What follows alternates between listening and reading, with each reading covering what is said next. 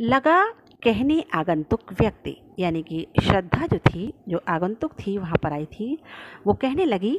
मिटाती अपनी सारी उत्कंठाओं को जो है उनको मिटाने के लिए, दे रहा हो कोकिल सानंद सुमन को जो मधुमय संदेश। मनु के पूछने पर कुछ ही देर पहले जो व्यक्ति आया था, यानी कि श्रद्धा, वो अपने विषय में सब कुछ जानने के लिए विशेष रूप से उत्कंठित मनु की जिज्ञासा को वो पूरा करने के लिए अपना परिचय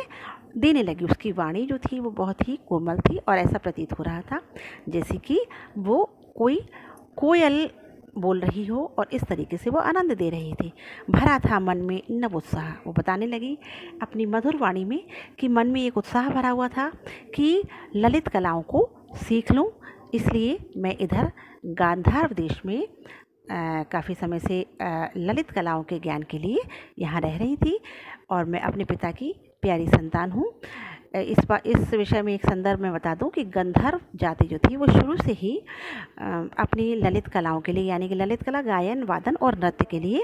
प्रसिद्ध रही है। तो यहाँ पर गंधर्व शब्द जो आया है वो इसीलिए आया है कि ललित कलाओं के ज्ञान के लिए, यानी कि गायन वादन नृत्य को सीखने के लिए वो गंधर्व जाति के समूह में इन सब चीज़ों को सीखने के लिए आई थी। दृष्टि जब जाती हिमगिरी ओर, जब मैं हिमालय की तरफ देखती थी तो मुझे बहुत ही बेचैनी होती थी और मैं ये धरा की सिकुड़न, यानी कि हर जगह मैदान फैला हुआ है, तब ये पहाड़ों को उसने सिकुड़न शब्द का प्रयोग किया है प्रसाद जी ने। धरा की सिकुड़न को देख करके मैं इस धरा की पीर को जानने के लिए हमेशा बहुत व्यग्र रहती थी, बेचैन रहती थी। बड़ा मन और चलिए पैर, जब उत्सुकता और जिज्ञासा बहुत बड़ी तो अपनी जिज्ञासा को शांत करने के लिए मैं हिमालय की ओर अपने पर को बढ़ा लिया, यानी कि मैं हिमालय की तरफ आई। और जब मैंने शैल मालाओं को, इन पहाड़ियों को, पर्वत श्रृंखलाओं को देखा तो मेरी आँख की भूख मिट गई और मैं इन सुंदर दृश्यों को देख करके, हिमालय की सुंदरता को देख करके मैं इतनी प्रसन्न हो गई और मेरी सारी जिज्ञासा जो थी वो शांत हो गई। यहाँ देखा कुछ बलिकान, और जब मैं हिमालय को देखते हुए आगे बढ़ ही रही थी तो मैंने यहाँ पे कुछ बलि, यानी कि खाने से पूर्व हमारी भारतीय संस्कृति में यह परंपरा है कि हम थाली से अपने कुछ अन्न के दानों को जो है वो अपने पितरों को विसर्जित करते हैं। तो जब मैंने यहाँ पर बलि का अन्न पड़ा देखा, यानी कि कुछ भोजन के कुछ टुकड़े जो भूत थे, यानी कि पितरों के लिए दान किए गए थे, जब पढ़े देखे तो इधर मुझे ऐसा प्रतीत हुआ कि यहाँ पर कोई सजीव, यानी कि कोई व्यक्ति जीवित है, ऐसा मैंने अनुमान लगाया। और जब मैं आगे बढ़ी तो मैंने आपको पाया।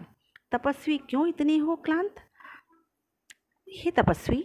तुम इतने क्लांत, इतने थके हुए क्यों लग रहे हो? कैसी पीड़ा है, कैसा उद्वेग है तुम्हारे हृदय में इस पीड़ा का, और तुम इतने हताश और निराश कैसे दिखाई दे रहे हो? दुख की पिछली रजनी बीत, जब रजनी बीतती है तभी प्रातः होता है। तो ये मान के चलो कि अभी जो भी प्रलय या जो भी तो इस जीवन में और सृष्टि में जो उहापोह हलचल हुई है, उथल पुथल हुई है, वो दुख की एक रात की तरह थी। अब निश्चित रूप से जो है वो